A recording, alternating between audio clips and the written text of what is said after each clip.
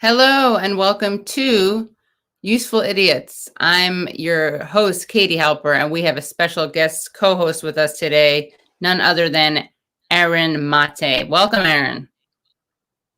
Hey, Katie, thanks for letting me Monday morning with you. Yeah, thank you. Thanks for joining the morning. I am in an undisclosed, somewhat rustic location, as you can see from the panels behind me. And Matt is at an undisclosed event. Nothing's wrong, no drama, just some engagement that couldn't be moved. And but we're really excited to have this opportunity to have Aaron on, and wanted to also give a shout out to the person who made this great image. His name is, or her name, I actually don't know, is, wait for it. The suspense is killing you, I know. That's what we do here, create suspense. Bobonkano, Bobongkno, politically homeless artist that likes to make drunken drawings. Well, it's a good drunken drawing, so thank you for that one. So shout out to Bob. All right. And so we're going to get started with our Monday morning. So Monday morning, by the way, is this thing that we do on Monday mornings where we mourn the Sunday morning news shows, and talk about how bad they are. So let's just get started. We're going to start with a classic, someone that we've critiqued before. His name is Brian Stelter. And this is him talking about Cuomo. And by the way, make sure that you become Substack subscribers to Useful Idiots, because we have an amazing interview with Walter Kern where we talk about, among other things, how unfunny Stephen Colbert has become. Aaron, you'd really like it, I think. I mean, that's a topic that really deserves heavy consideration because the guy was so funny, right? Genius. I saw him live. Where? Oh, you're breaking up a little. And he was so good. Where did you see him live? I saw the Colbert Report do a couple of tapes in New York City where they do Colbert. Yeah. Oh, the show. Yeah. And yeah, the show, and it was just, he was a genius. And now you watch it, and it's like he's like doing a character of what a milquetoast liberal is. You know? Exactly. And he used to do a great parody, but it's not parody. He just is that. No. Whereas before he used to be a parody of conservative media, which was great. So yeah, we have a whole discussion about that with Walter Kern on our last show. And in fact, one of the things that Walter Kern says is we could do a whole episode on just that. We don't do that in this episode. We talk about that. We talk about Walter Kern's forthcoming novel, and also about this really good essay that he wrote about his parents' divorce. So anyway, let's just go to the videotape. What we have is a clip from Brian Stelter, CNN, and this is him talking about Cuomo. And let me know what you think, guys.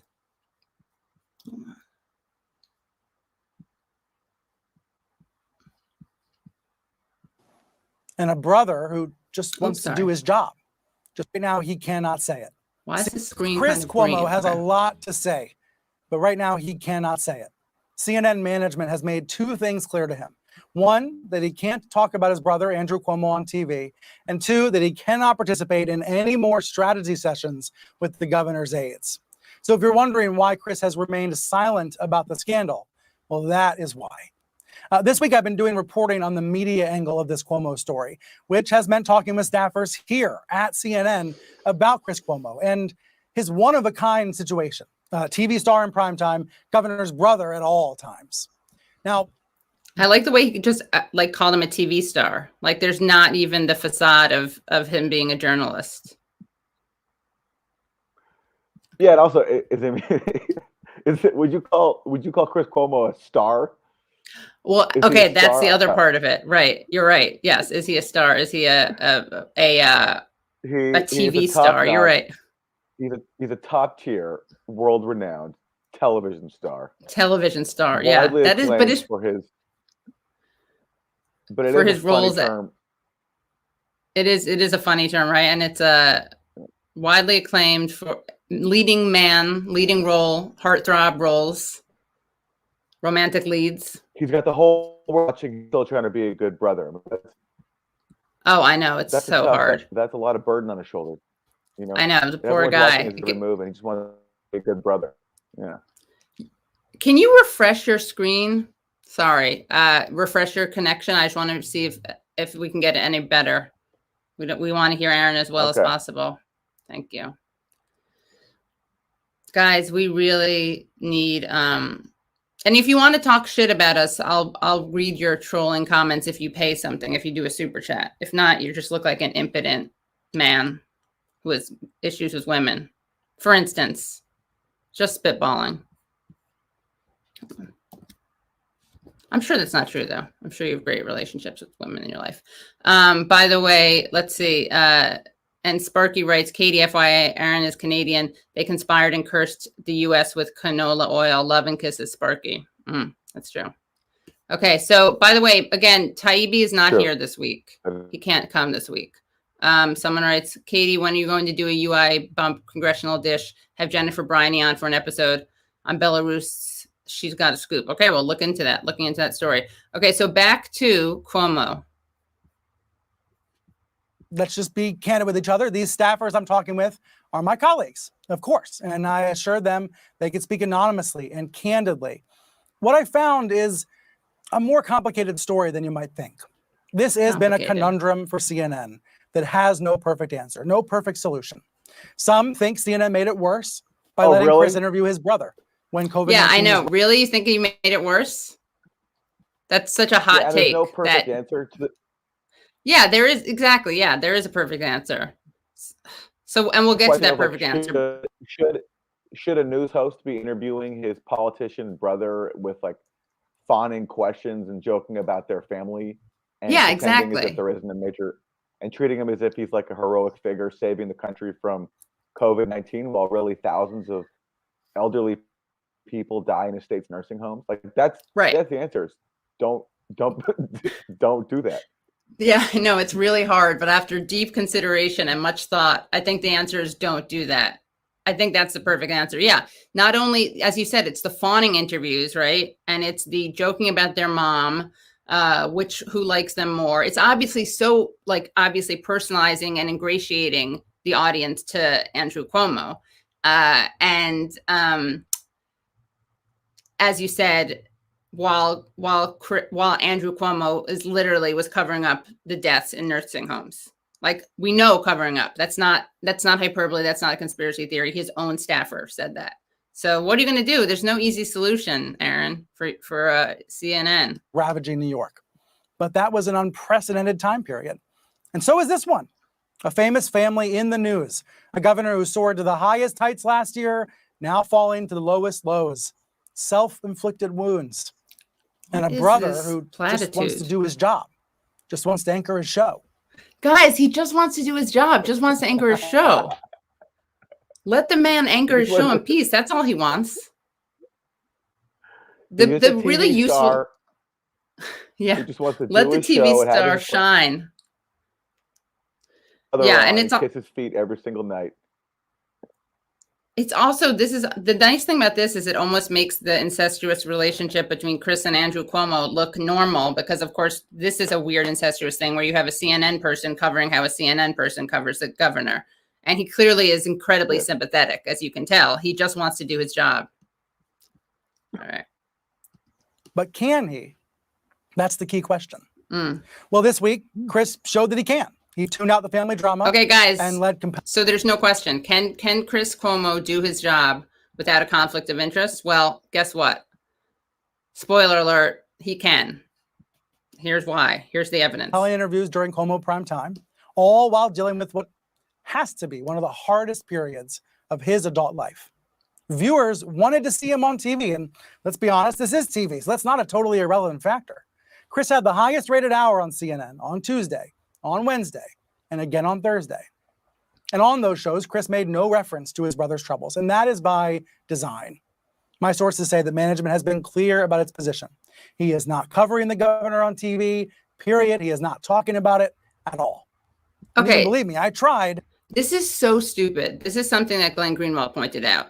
The issue isn't whether or not he's covering it now, right? In fact, that's part of it. He covered it. He covered his brother when his brother was shining, when his brother was getting good attention, right? When his brother was doing stuff that was positive.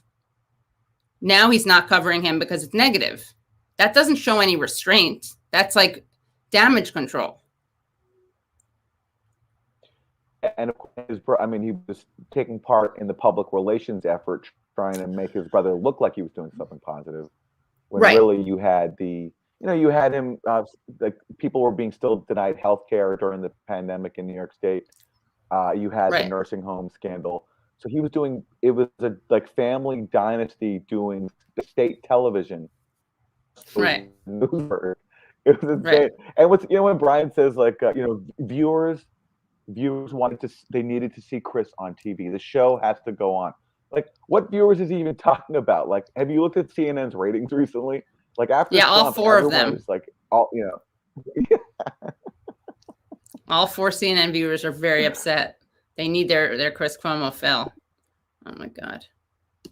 I wanted an interview and I was turned down. Now, I personally believe he should speak out when the time is right. Chris should share his point of view. He's a part of the story. The AG's report confirms that Chris was actively talking with the governor's aides about how to handle the accusations of harassment earlier. Okay, doesn't that, even the way he says that, it like kind of whitewashes it, right? He was actively talking to the governor's aides about how to handle. He was advising him. You know what I mean? Even that, like, he was shaping the strategy. Yes. Yeah. He was helping him fend off allegations of sexual harassment. That's another way of putting it. This year, CNN management said back in May that Chris crossed the line by doing that. Yeah. Then he acted as his PR guy behind the scenes. Right. That is more proper. It's reckless at least behavior. At least he moved it off behind the scenes, right? Chris was actively talking with the governor's aides about how to handle the accusations of harassment earlier this year. CNN management said back in May that Chris crossed the line by doing that, and he apologized to colleagues for it. Some critics... By the way, his apology for this? You know what he said? He said it was a mistake, but he also said that he's a family man before a job man. So that's really not that much of an apology. And if that's true, quit your job. That is so touching. That is so touching. I know. That it's so touching. Even though he has a job to get paid millions of dollars to pretend to be a journalist, he'll put other first. Even above that. Wow. Yeah. Good for him. Totally selfless. He'll push the political dynasty. All right. Said he should have been suspended or even fired. But I'm going to level with you. Telling a well-off host to hang out by the pool for a couple of weeks is not a real punishment. Okay, hold on one second. So let me just back this up a little bit. This is Stelter talking about how, hold on, it speaks for itself. Oh, by the way, also relevant fact is that CNN offered Chris Cuomo the chance to take a leave of absence during this time, and he declined. They should have made him do that. But Brian is saying that because Chris is so rich, that's not a punishment. So exactly. Chris is too rich to punish. Yes, he's unpunishable because he's so wealthy, and because no matter anything he would do instead of working is just so self-indulgent and luxurious that it won't be a punishment. This is amazing. I hats off to Brian for coming up with this narrative. Of harassment earlier this year. CNN management said back in May that Chris crossed the line by doing that, and he apologized to colleagues for it. Some critics said he should have been suspended or even fired. But I'm going to level with you. Telling a well-off host to hang out by the pool for a couple of weeks is not a real punishment.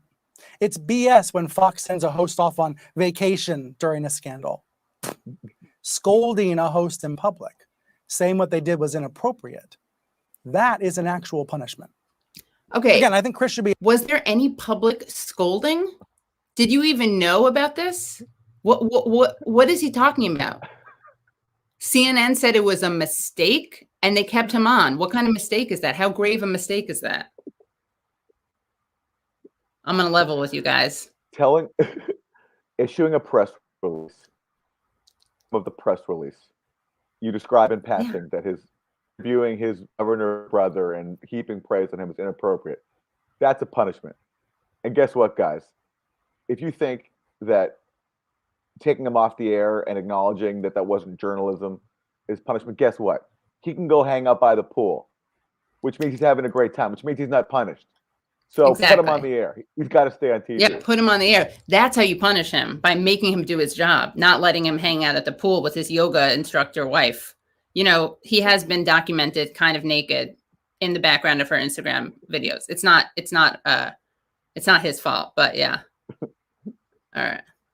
That is so ridiculous. So only poor people, only people who aren't rich should be punished by like losing their job or being disciplined or taking a leave of absence. I like that. I like that idea. And you know, when Brian called him a family man, like Trump could say the exact all his family for like senior roles. I'm a family man. It's true. Family man. I put my family first. Yeah, it's true. And people would mock him for that. Mm-hmm. The Cuomos and Trumps are pretty similar, by the way. He asked about all this. He should be grilled like anyone else. That's what numerous staffers at CNN said to me this week. On the outside, some of the same critics who slammed him for interviewing his brother about COVID are knocking him now for staying silent. But tune out that bad faith nonsense. Here's the logic on the part of management, and you can decide if you agree or you disagree. Obviously, that's bad faith. Obviously, it's bad faith nonsense. It couldn't be that people have a different opinion on this from you, Brian. And then he goes on to literally be a stenographer, like literally the spokesperson for management. Okay, let's hear what he has to say. Agree with it. He just, again, I think so dishonest. It's so, sorry, it's just so dishonest, like just openly dismissing it offhand, overtly, not even pretending to consider it. It's just bad faith. Okay. Wouldn't it be cool if cable networks like had like a thing where the audience could interact and like press a button if they think the news host is gaslighting? Like with Brian, it would be like so high. Like gaslighting off the charts. It would be like a gasoline fire. All right. To be grilled like anyone else. That's what numerous staffers at CNN said to me this week. On the outside, some of the same critics who slammed him for interviewing his brother about COVID are knocking him now for staying silent. But tune out that bad faith nonsense. Here's the logic. Tune it out. On the part of Here's the management. logic. And you can decide if you agree or you disagree with it.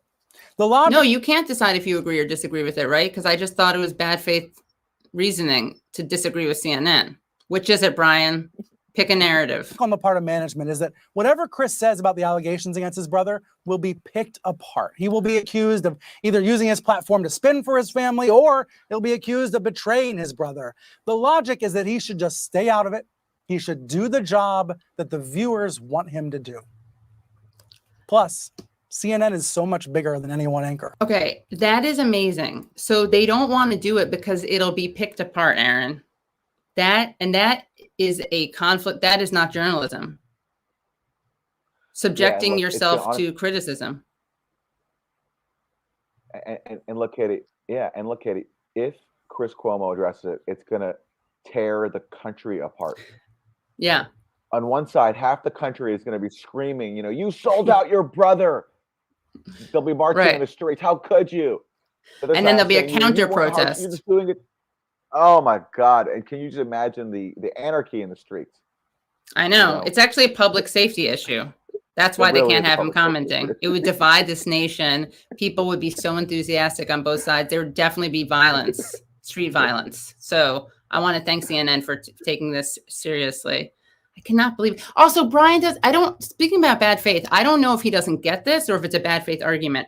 But again, the idea is it's not inconsistent to say he shouldn't have been covering Cuomo and then now saying he should be covering Cuomo. Because again, the point is if he covered him when he was doing good stuff, that's the issue. He's selectively covering him. So he covers him when he's doing good stuff. I mean, or not even when he's doing good stuff, but when people think he's doing good stuff. And then he neglects it when he's doing bad stuff. So what you're effectively doing is he's just erasing. It's erasure, actually. It's erasure. He's erasing the bad stuff that Cuomo's doing. Yeah. Yeah. And the audience trusts him to the extent that they do to be, telling people what's happening with Andrew. So ridiculous. Well, I mean, honestly, we could watch the whole clip, but maybe we should go to another one. Although this is so great. Maybe we should let's watch a little bit more. What really matters most is how CNN as a global news outlet covers the governor's alleged crimes. Now, I asked around about this all week, and I found absolutely no sign that Chris having a show at 9 affects the rest of the day. If anything, it's the opposite. Some staffers have speculated that the coverage has been extra tough on CNN because of the scrutiny. I think CNN's coverage has been scathing. It has been appropriately in depth because this is the governor of one of the largest states in the country in the middle of a political firestorm. Breaking news, CNN anchor thinks CNN is doing a bang-up job, an excellent job. So I want you all to know, it's not like Chris is walking around the New York Bureau newsroom, hanging out with the reporters who are covering the story. He works several floors away. He doesn't have that kind of interaction. Guys, there are several floors in a building separating Chris Cuomo from the people covering Andrew. Do you know the kind of firewall that is?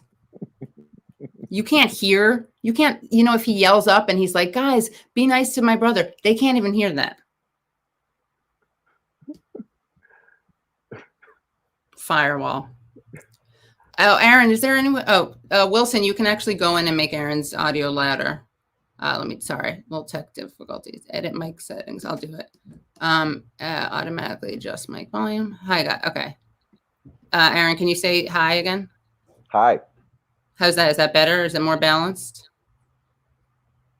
I can raise it too. Oh, you can raise it? Okay. Yeah. How's this? Tell us how this is. Is this good?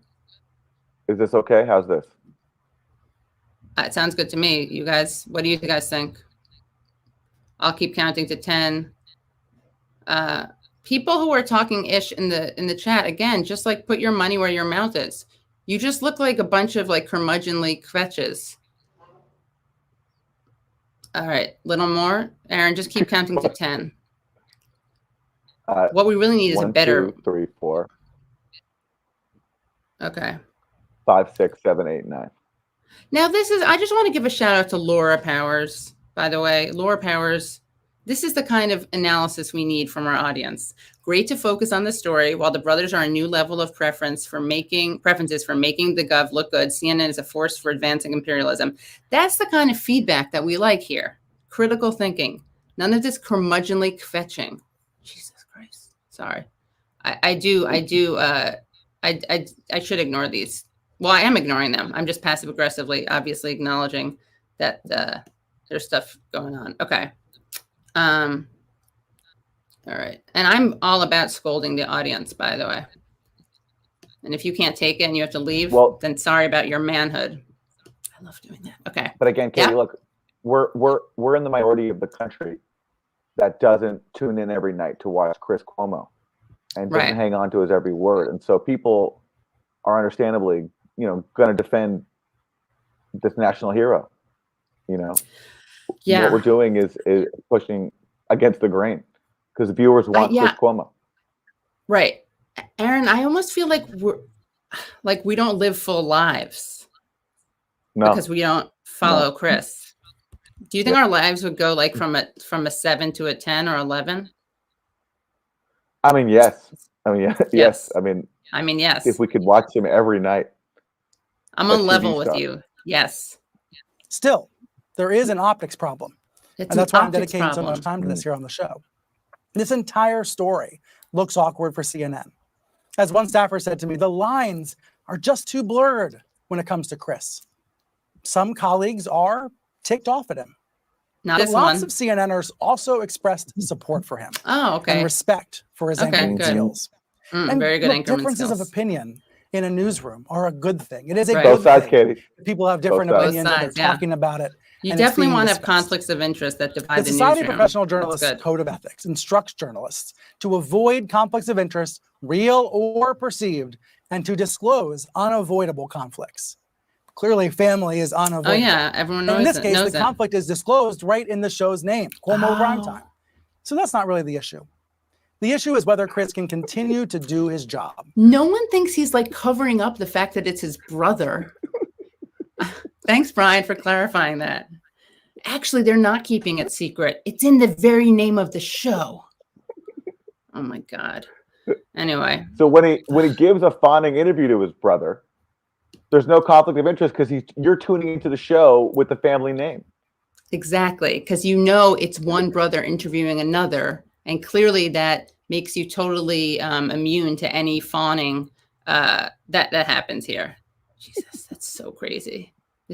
And I like the way he's saying that, like, we have an optics problem. So obviously the optics problem we are addressing through myself doing this weird thing where I pretend to be scathing. This is part of the scathing CNN treatment that Brian described it as scathing. Yeah. Someone please clip Aaron Mate's giggle. It is really excellent, actually. It's one of the best. So we're going to go from CNN over to Fox News. And then, actually, let's go over to George Snuffleupagus. We have another great clip. Let's see. Goodbye, Brian. Goodbye, Brian. We'll see you soon. Yeah. Yes. Until next time. We see him like all the time. Yeah.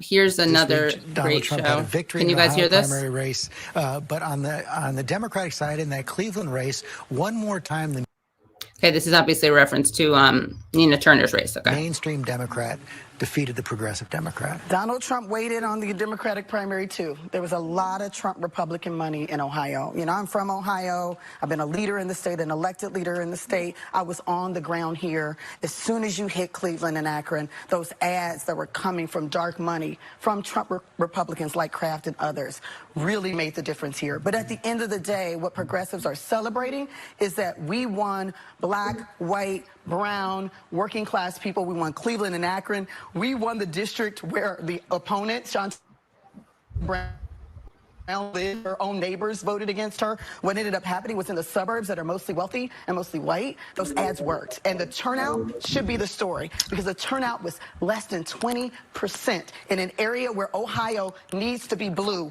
next year if we're going to continue to call our state purple. Otherwise, we're going to be calling it red. All interesting. Very good point. Okay, so the turnout that made a difference was white, mostly. We now know this.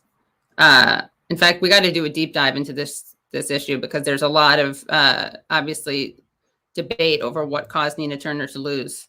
But Aaron, have you encountered any of this? People are like accusing people of being anti-Semitic for acknowledging the role of that pro-Israel PAC. I'm not surprised. Of course, Right. they're going to do that.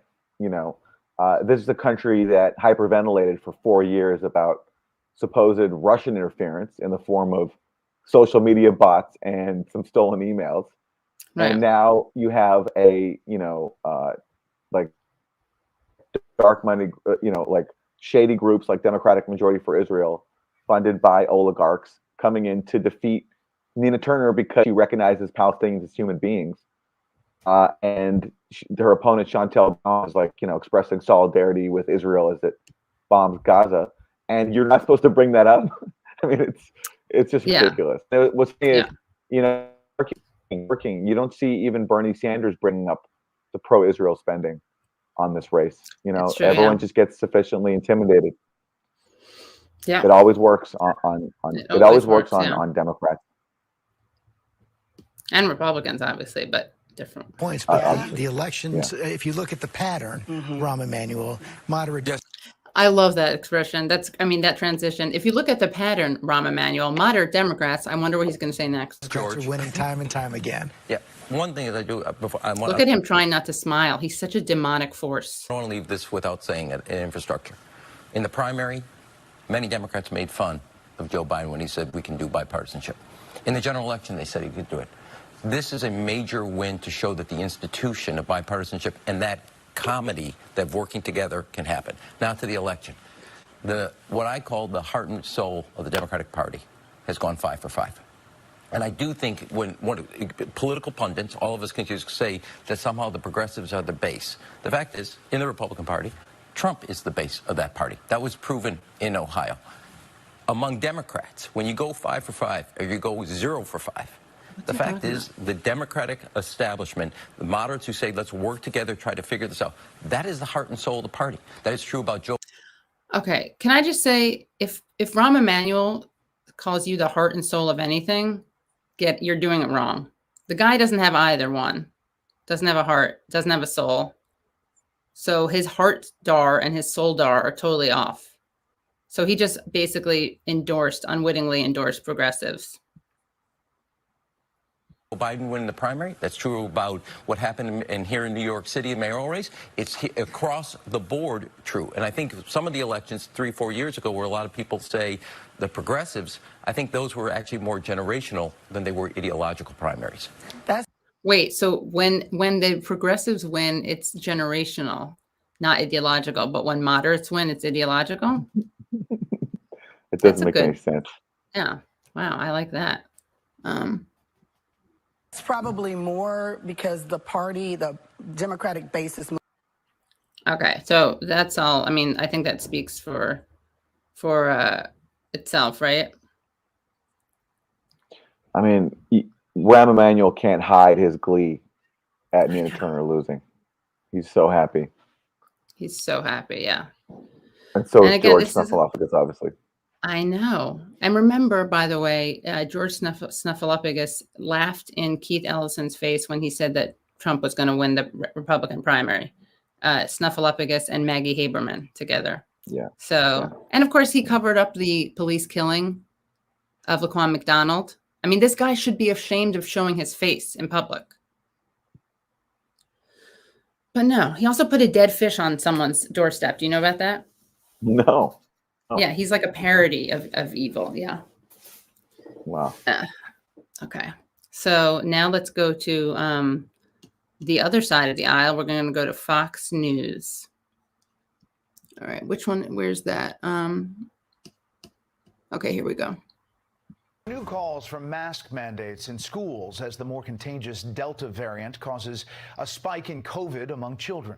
In Florida, a record number of children are now in the hospital with COVID-19. Joining us now, Florida Senator Rick Scott. Senator, welcome back to Fox News Sunday.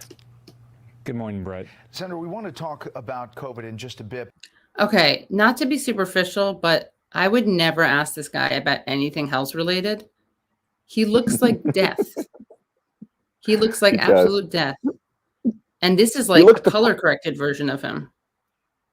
He looks kind of depressed too. Like he looks unhappy. He's like, "Good morning, Brad. I know. I guess I'm here, but you know, I'm not happy to be here.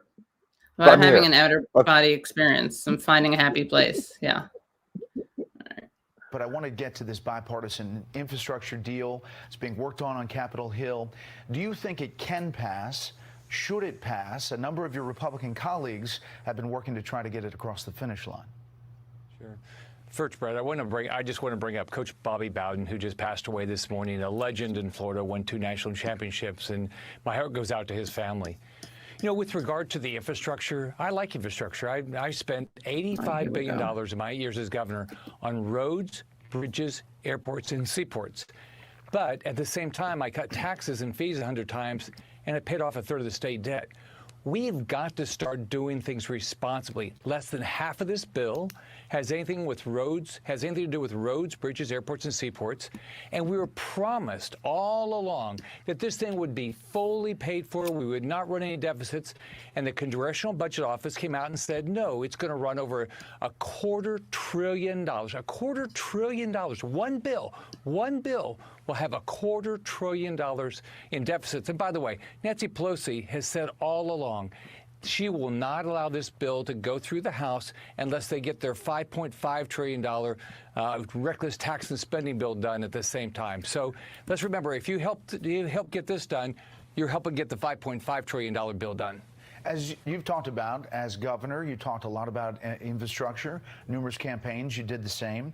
According to the White House, the American Society of Civil Engineers gave Florida a C grade on its infrastructure report card. A number of bridges and highways in poor condition. Say they call this bill the single largest dedicated bridge investment since construction of the interstate highway system.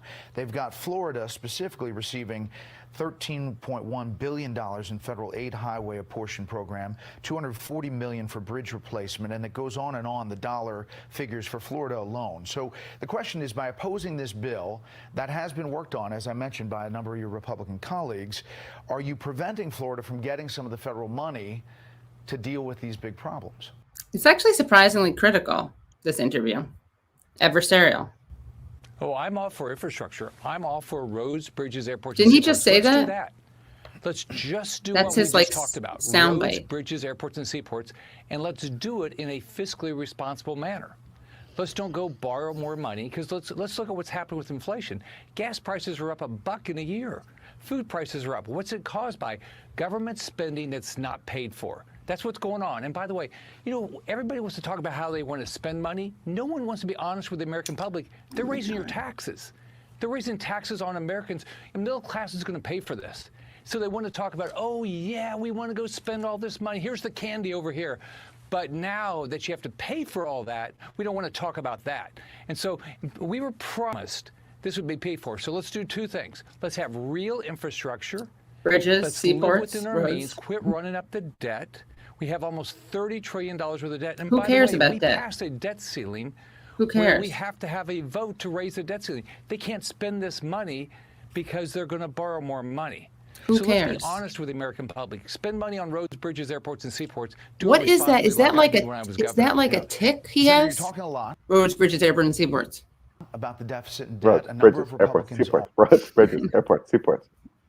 He's like, does he have a mnemonic device for that? are, but it wasn't that way under the Trump administration. Ooh. In fact, if you look at the Brett numbers, Baer. the debt went up. Bringing at the end of fiscal receipts. 2020, $26.9 trillion. The Trump administration and Republicans added $6.7 trillion to the debt. That was since President Obama's last budget, 33% increase. Understanding COVID had a big role in that, but there's not a great track record for Republicans recently to tout themselves as deficit debt hawks, and now to be doing it here. Wow, fighting Oh, words. I did. I paid off. I walked in as governor of Florida in 2011 with a $4 billion budget deficit, a state that had increased its debt every year by over $1 billion. And I, in 8 years, working with the legislature, growing our economy, we paid off a third of state debt.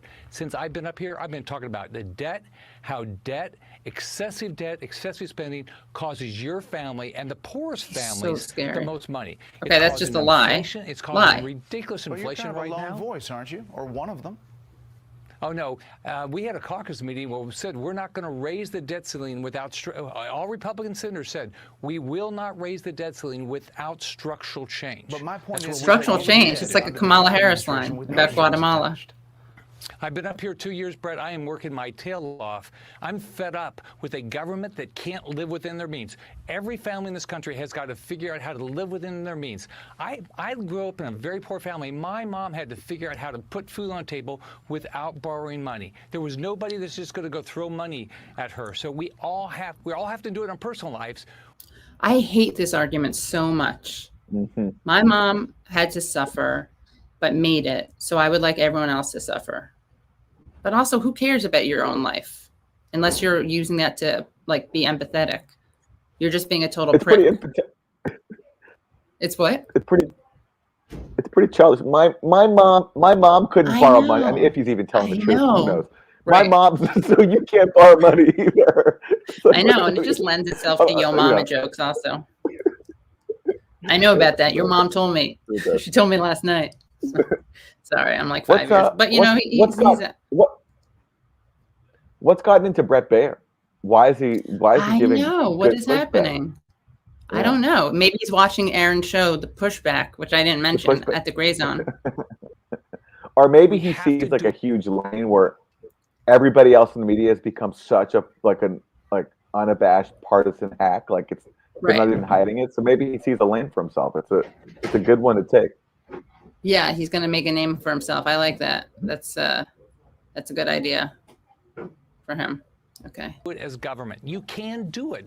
Watch how you spend the money. Like on this bill, do it responsibly. Do roads, bridges, airports, and seaports.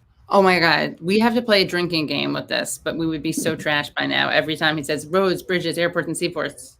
Don't borrow money. All right, Grow Senator. the economy. I want to turn to COVID, if I could. Your state has seen a major rise in COVID cases, hospitalizations. This is what the president said this week. But the state with the lowest vaccination rates are seeing 10 to 20 times as many new cases per 100,000 people. It's moving like wildfire through the unvaccinated community. And it's heartbreaking. Just 2 states, Florida and Texas account for 1/3 of all new COVID-19 cases in the entire country. If some governors aren't willing to do the right thing to beat this pandemic, then they should allow businesses and universities who want to do the right thing to be able to do it. Now, Florida makes up 6.5% of the U.S. population, and as the president mentioned, it does account for nearly 22% of the country's new COVID cases. You have 60% of the hospitals saying they could see staffing shortages. You've got 187 children in the hospital there in Florida, which is a record down there. Yet during this time, Governor DeSantis, the Florida governor, signed an executive order barring school districts from forcing kids and students to mask up to protect their freedom to choose. Should he have done that? He's pro-choice. Well, first off, I have a lot of concern for all the people that have gotten COVID. I had COVID, but I also took the vaccine. He looks like he had COVID. He looks like he still has COVID. He looks like he has multiple things, honestly. Feel comfortable. I am the living embodiment of COVID, but I'm still here. He shouldn't tell people that he got the vaccine. That's like anti-vaxxer propaganda. Because if they look at his face and they know he got the vaccine, they're going to run away from it. Get the vaccine, and you ought to do whatever you can to make sure your family's safe. Here's what I think government ought to do. Give us good information. Level with us. I mean, here's what's been frustrating about this. Since COVID started, it's been all political. Just give us good information. Americans are smart.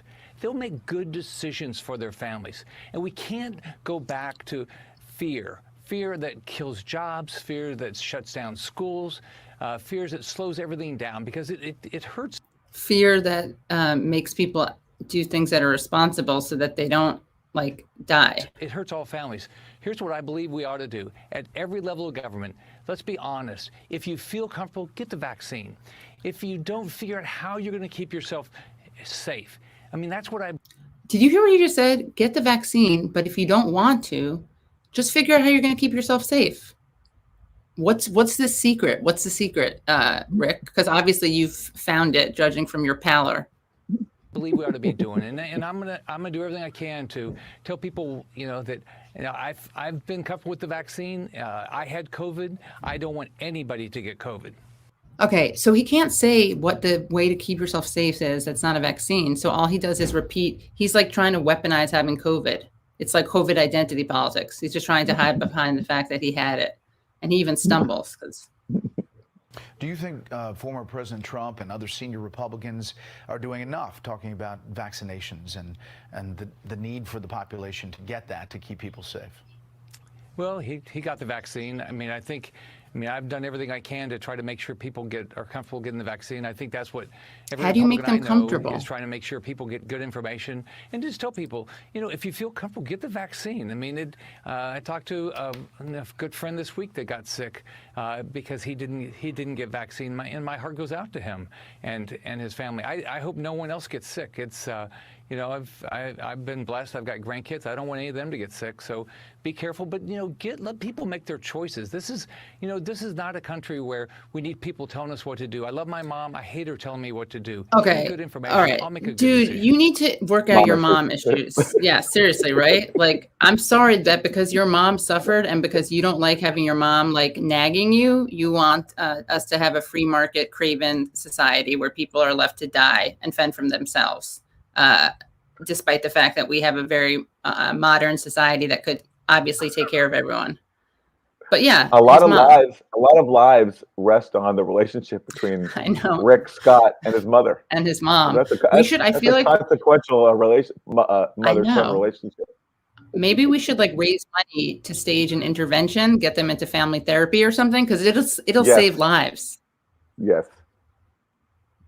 Speaking of former President Trump, do you believe he's going to run in 2024?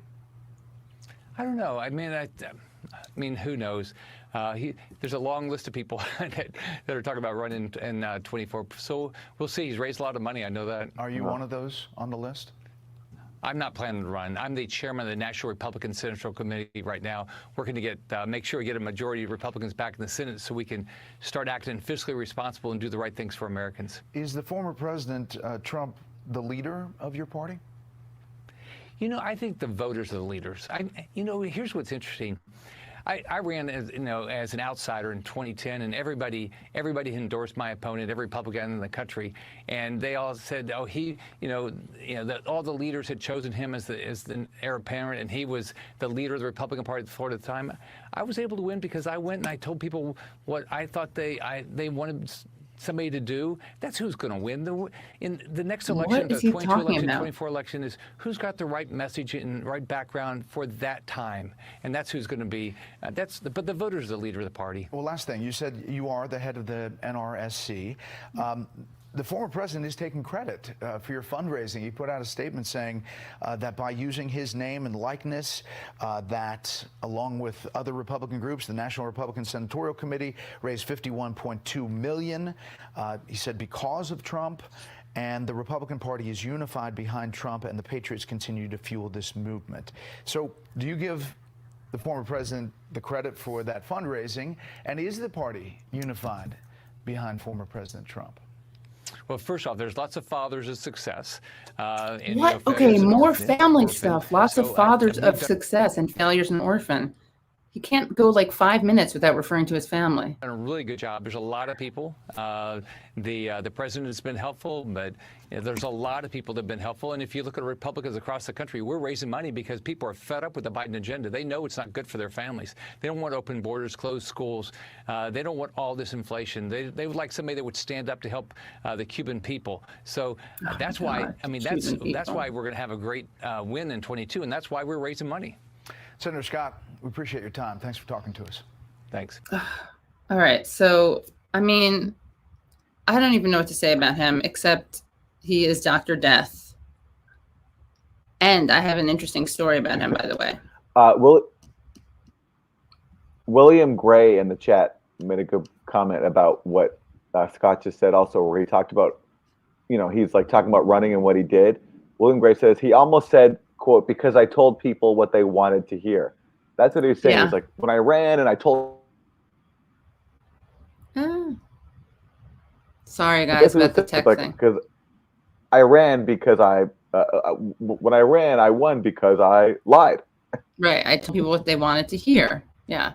Where is this? Do we have Wilson? If you see that, can you highlight that? Well, you want to know something interesting about Rick Scott, who tells people what they want to hear.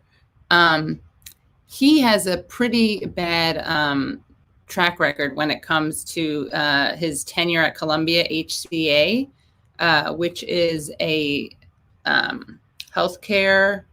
Here, let me show you what happened here. Let me just share this because again, okay. That was such a pandering. Yeah, he said nothing, by the way. He said nothing. Oh, and good point. The Cuban people overwhelmingly support their government. He means the Cuban Americans, obviously, but he pretends that they're, yeah, someone else knows that. Yeah, get to 500 likes, people. What the hell is going on? Look, you upset Aaron. I'm just kidding. I think he just lost connection. Guys, like the stream and share the stream. Like the stream and share the stream. We are at 11 people away. We were like 6 people away from 1,000. If you don't get us to 1,000, you let Pod Save America win. Do you want to have that blood on your hands, that guilt on your conscience? I don't think so. I know what the NSA. Oh yes, we made it, guys. Thank you. You see, where there's a will, there's a way. We got it to 1,000. Bye, guys. Just kidding. We're gonna keep going. Aaron did not, by the way, leave on purpose. Let's see if he can come back in. But let me read you guys. Let me give you guys some education. I think you're going to like this. Share. Screen share. Share. Screen share. Share screen. Okay. All right. You guys see this? So this is about Rick Ghost Scott. So he was at Columbia HCA, and Columbia HCA is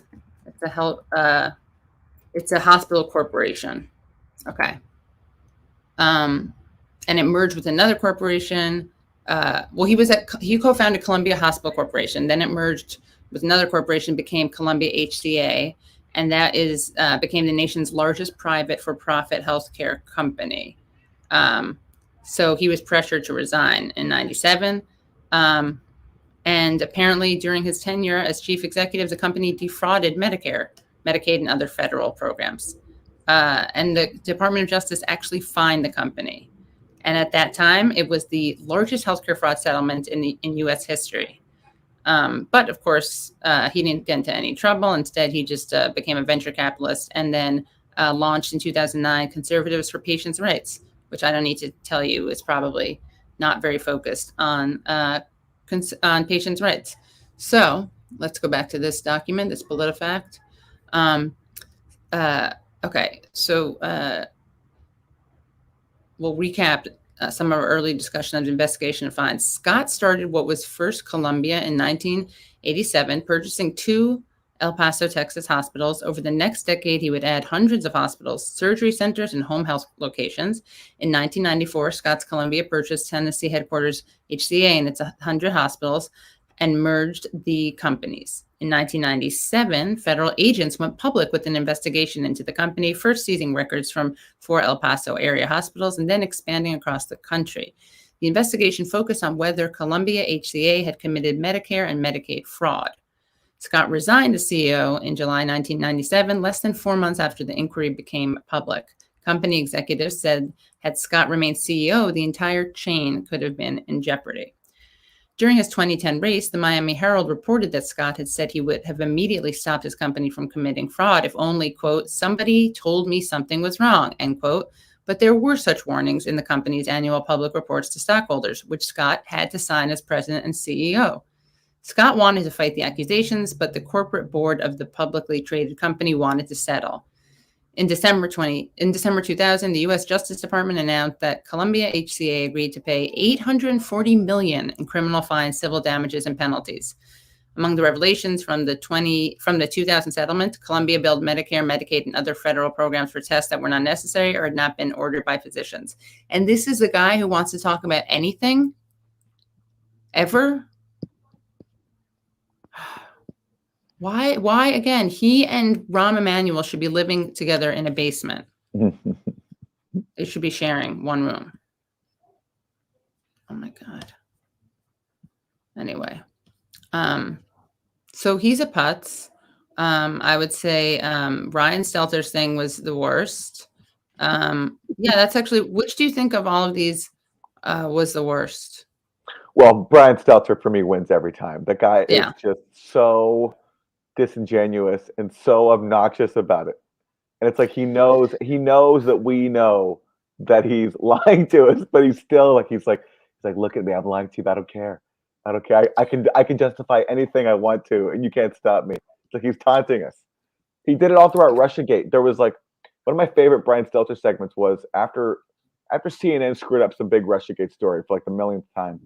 He brought on David Frum, and David Frum goes, you see, Brian, it's stories like this when CNN gets it wrong are exactly why you should trust CNN. And Brian goes, tell me more. And David Frum's point was that because CNN acknowledges an error, that means we can trust it. Oh, right. And which was the error that they acknowledged? It was like, it's one of those like 5,000 retracted Russiagate bombshells. It was like, it was one of the big ones. I don't remember which one, but it was just, it was so funny. I can't believe they acknowledge that at all. But that's exactly what they want us to say, right? Like, I can't believe they acknowledge that. That's so great. Just like he's acknowledging the thing with the Cuomos, yes, but not, By the way, also Rick Scott, he's such a prick. He as governor demanded drug testing for welfare recipients. He's disgusting. CNN is often wrong, but we admit it barely. They admit it like 1/10 of the time or something. What else is on what's on your radar, Aaron? What media stories have you been paying attention to? Well, the Nina Turner loss was so depressing, and it's depressing that people like Bernie aren't willing to call out the forces that conspired against Nina Turner. And we talked earlier about the Democratic majority for Israel, but also just like Jim Clyburn and the whole Democratic establishment openly campaigning against Nina Turner. And it's like there's just this reluctance to acknowledge that the leadership of the Democratic Party hates the progressives. Like Rahm Emanuel can't hide his contempt for the progressives. Right. And I just wish there was more of a fighting spirit on the progressive side. But it's hard when you're trying to exist within that party. It's tough. Right. Yeah, and they pretend that it's like as if these elections are at all fair, and as if money doesn't dictate everything, and as if the Democrats don't intervene like the DNC, which they Yeah. do, but of Yeah. course they can't admit that. Now, if Nina Turner did have money, and if you're only Yeah, she getting did. if you're getting less than 20% turnout, obviously I wasn't there, so I don't know what they did wrong exactly, but so there needs to be some self-reflection there. But I had high hopes on that one. I thought that was going to be a progressive victory. But look, a problem worth confronting is that people are scared of like Democratic voters are scared of Trump and scared of the Republicans, and so whoever they're told is going to sort of undermine the unity against the Republicans. People get scared easily, and that has to be addressed. It's like it's a tactic that worked with Biden. Like the whole party united around Biden, said he was the only person who can beat Trump, and it worked. It's not as people. It's not as if people have a passion for Biden, but they do have a strong fear of Trump and the Republicans. Yeah, and also, I mean, this is a really important part of the Biden-Bernie thing, which is that the media constantly said he was unelectable, despite actual evidence to the contrary. The countervailing evidence, as Aaron likes to talk about when talking about Russiagate. So then you had people who actually liked Bernie, thinking that they shouldn't vote for him because he was just unelectable, and that's a self-fulfilling prophecy that the media engaged in very. I think some of them actually thought he was unelectable because their dinner party circuit hated him so much. And then some of them knew he was and had to pretend that he was unelectable because they had to lie. But the thing is, Nina did get outside money because she's like a progressive, superstar. But what happened was this Israel PAC money came in very late in the race, or relatively late in the race. And that's apparently what really shifted things. Mm-hmm. And of course, Clyburn put his thumb on the scale, as he did with Biden. And the media was very negative on Nina Turner. In fact, Matt Taibbi and I, during an episode of Useful Idiots, which we also turned into a clip, we discussed this New York Times article on Turner, which like ridiculously included a sentence that said some in the Democratic Party still blame Hillary Clinton's loss on her in Ohio. Like who? Who are these some people? Is it the author, John Weissman, the journalist, who, by the way, was demoted by the New York Times because he said that like Rashida Tlaib and Ilhan Omar don't really represent the Midwest. Oh, he's a prick. Yeah. Yeah. But he had already such a baby. I love all the excuses for Hillary losing Ohio and Michigan, the states that she didn't campaign in on purpose because her aides decided that the more she goes there, the worse she'll do because of her unpopular message. So they can't. It's like the most blatant. They chose not to go there for a reason because she was so unpopular, and they didn't want to hurt their chances even more. So now it's the fault of Nina Turner and the Russians, obviously too. It's never ending. Right. Yeah. Right. Nina Turner and Putin had a meeting, and they decided that they would do their duty, do their due diligence to make sure that Hillary lost it. Yeah. Anyway. Well, guys, thank you so much for coming. Aaron, thank you so much for joining us. Where can people find you? Look within. That's my message. Just look within, and you'll find me, and you'll find yourself. That's where you'll find your Aaron Maté. But you'll definitely find me. Yeah. Wow. Yeah. Right. That's well, I'm going to be a little bit more craven and say you can find Useful Idiots on usefulidiots.substack.com. I really encourage people to become subscribers because you get great content. Again, you get extended interviews. The Walter Kern one is excellent. really excellent. And you have, you know, the Daniel Ellsberg one, which we did a while ago, is also really good. It's worth it for that. Because he has some really interesting things to say about Assange and Snowden and Manning. Cursed Drawing. It's a great drawing. Aaron is in us all. 'Tis true. Praise be to Aaron. Praise be to this drawing. Praise be to this. It's a cool drawing. I like it. Yeah, seriously. Yeah. It's a great drawing. Yeah. Yeah. Yeah. Like Let's put in the link again. Your faces have character. It's like, you know. They do, right? Yeah. I like this artist a lot. I kind of think someone wrote this. It's true that Matt has really luscious lips in this image. He does have luscious lips. You want to kiss those? They're very full. Yeah. And your hair looks great. Kissable lips. Yeah. Your hair is Thank you. Is radiant in this image. This is a great image. Not quite as much as it is right now. Yeah. But yeah, it's a great